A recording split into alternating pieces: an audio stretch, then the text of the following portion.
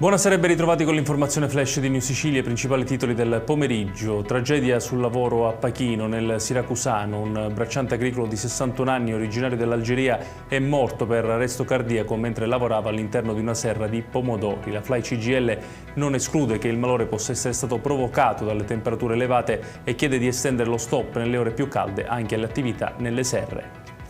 Tentato omicidio nell'Ennese, un imprenditore agricolo è stato raggiunto da alcuni colpi di arma da fuoco mentre si trovava a bordo della propria auto lungo la strada statale 575 nel territorio di Carcacci, frazione di Centuripe. Nonostante le ferite, l'uomo è riuscito a raggiungere l'ospedale di Biancavilla. Non sarebbe in pericolo di vita, indagano i carabinieri, mentre la procura di Enna ha aperto un'inchiesta. A Caltanissetta l'ultimo saluto ad Alessandro Marchi, il caporeparto dei Vigili del Fuoco, morto durante lo spegnimento di un incendio in contrada Mimiani a San Cataldo. Alla cerimonia hanno partecipato cittadini e rappresentanti delle istituzioni. Il dirigente regionale della Protezione Civile Salvatore Cocina ha parlato di una tragedia evitabile, sottolineando come gran parte degli incendi sia provocata dalla mano dell'uomo.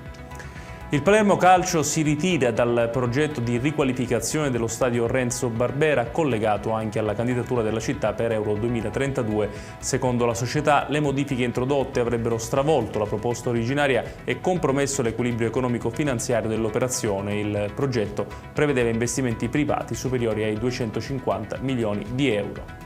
E chiudiamo con il meteo. Per la giornata di domani permane allerta gialla per possibili rovesci su gran parte della Sicilia, ad eccezione delle province di Catania e Messina. Previsti cieli inizialmente nuvolosi con schiarite dal pomeriggio, temperature massime comprese tra i 28 gradi di Enna e i 34 di Messina. Ed è tutto per questa edizione. Tutti i dettagli su queste notizie li trovate come sempre sul nostro sito www.newsicilia.it. Grazie per averci seguito e buon proseguimento di serata.